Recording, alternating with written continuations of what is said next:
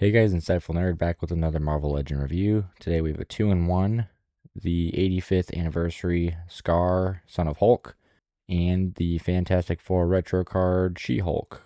Both of these have been sitting on for quite some time, as per usual, it seems. We'll start off with the Skaar, then we'll move on to She-Hulk, and then we will do all the comparisons throughout. Here we have the Skaar figure. Here's the front of the box, side of the box, top of the box showing the 85th anniversary symbol or seal, whatever you want to call it. No read up for this one, but the back of the box has a large piece of artwork. Let's get into the inside of the box and then the figure itself. Here's the inside of the box showing a large variety of symbols for characters. This is the same inside of the box as every other 85th anniversary fig. And here we have Skaar in the inner plastic shell.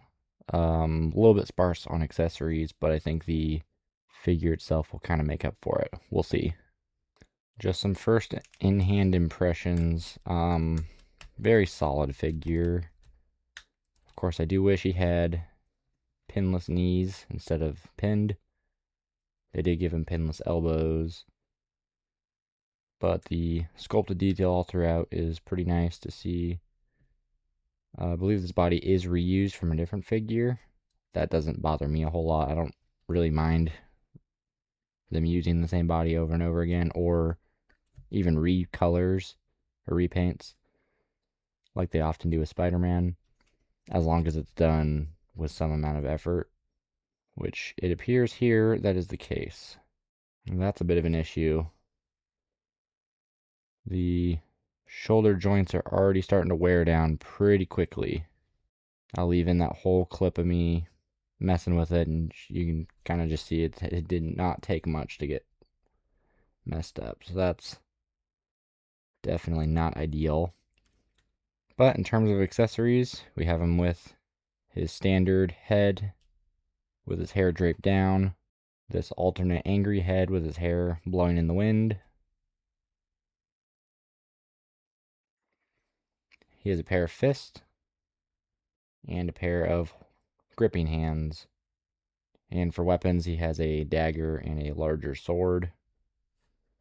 The dagger has a little holster that he can go into on his back, or on his loincloth rather. So for articulation, arm goes up that high. Not real happy with the way it's fucking that up.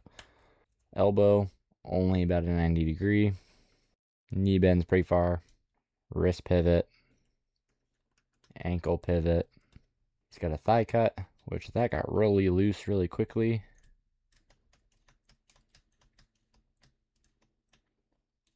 They're feeling a little gummy. They're kind of wiggling around a little bit. He does have a boot cut as well, which is not super common with figures this size. Of course, butterfly joints. Not a whole lot of movement, but I still appreciate them being there. That's about all you get for back on there. Of course, just about no up and down with the hair in the way. Let's try the alternate head. Oof. So that kind of pops off easily if you go back too far. This little strap's loose as well. It's a separate piece you can just take off if you wanted to. Head can go that far up and that far down. Ab crunch goes that far back, that far forward. And for height, coming in at about 8 inches tall. And for a Hulk comparison, here we have him with the 20th anniversary Hulk and the recent She-Hulk we've gotten. They all scale pretty nicely together. Had to search the Iron Man bin for this. And here he is, stood next to the What If Hydra Stomper and the 85th anniversary Hulkbuster. For another large figure, here we have him next to the Destroyer 2-pack Destroyer. And here we have him next to the Toy Biz Legendary Rider Series Hulkbuster. Review coming at 100 subscribers. So it'd mean the world to me if you hit that button down below. Now here we have the Fantastic Four Retro Wave She-Hulk. This one I'm very excited to get into. Not much for packaging. It's just going to be front and back, obviously. Not much for packaging, though. We'll just do the front and then the back. Here's the front of the retro card. And here's the back of it.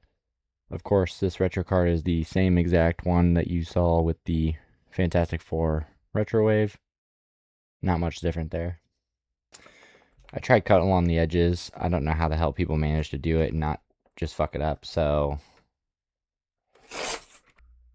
there is the inside of the retro card in case you are curious. Here's the plastic bit she comes in. This little subsection with her ponytail. Of course, this bit is cardboard taped on. Now, in terms of the figure itself, really it is the same exact body mold as the other She-Hulk. The accessories is where this one really shines. So she has this ponytail head and actual ponytail. You just pour it in on the back. So consider that some articulation, I suppose. Comes with a pair of dumbbells, pair of gripping hands, a thumbs up and a peace sign, and of course a pair of fists.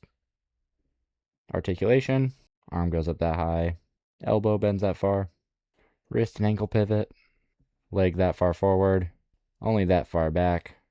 We all know why. Thigh cut. Surprisingly, there's a boot cut in there. And it's really surprising they actually have it where the boot is, even though there is like a small lip where they added on. I think it actually lines up with the cuffs. Yeah, it lines up with the cuffs on the other one. That's interesting. Ab crunch forward, pretty much non-existent because this is all one piece here. Same story going up. With her big curly hair, almost no head movement. With the ponytail head, that far down, that far up. And at height, she's coming in at about 7.25, it looks like. And for our first comparison here, we have her with her other counterpart, the Iron Man Retro Wave She-Hulk. Surprisingly, they come in two different shades of green. The Iron Man Retro Wave is more of a lime, whereas the Fantastic Four one is just ever so slightly darker. Here we have her with the same 20th anniversary Hulk and the Skaar we just looked at. And once again, here we have the 85th anniversary Hulkbuster and the What If Hydra Stomper. Here we have her with the Destroyer from the 2-pack. Once again, with the Legendary Rider series Toy Biz Hulkbuster. Click the button down below. We're at 45, I believe, at time of recording. Would love to see that get to 100 before summertime. This part's going to take a while. Now, normally I would stand all these figures up, but I do not want to ruin my Fantastic Four display, so we're going to leave them in the poses that they're in. Here we have both of the modern Fantastic Four 2-packs, the Wolverine and Spider-Man, and the Franklin and Valeria. Pretty cool to see.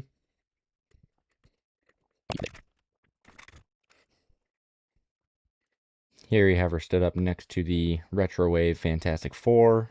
Of course, Johnny, Sue, Ben, and Reed. We desperately need a new Fantastic Four. I would have bought the Walgreens exclusive ones. Those are going for quite literally an arm and a leg. It seems we need both a remake of a classic retro style Fantastic Four and a more modern, so I can have a matching set with my crew back there. And for a Doctor Doom comparison, here we have her with the Cabal 3-pack Doctor Doom. He might be in storage. Editor, do a time lapse. Oh wait, I am the editor. I'll just hold him up because I don't want to adjust his posing. This is the Emperor Doom that we recently reviewed. And here we have the Secret Wars Doctor Doom as well. Now time to put him back in the fucking bin. Comment down below if you'd like to see the whole collection. I have more Marvel Legends than I would like to admit. And of course, this being the Insightful Nerd channel, we have to have our obligatory 80th anniversary Iron Man comparison. Peak. So yeah, that's my review for both of these figures. Overall, pretty stellar. If you can get a hold of the She-Hulk, I would definitely recommend it. Skaar is still on discount, I believe. I did not buy full price, but you can still get them for cheap, I believe. But yeah, I'd recommend you get them if you're able to. But yeah, that's about it. Once again, trying to hit 100 subscribers. It'd mean a lot if we could get there as quickly as possible. But yeah, that's about it. Peace.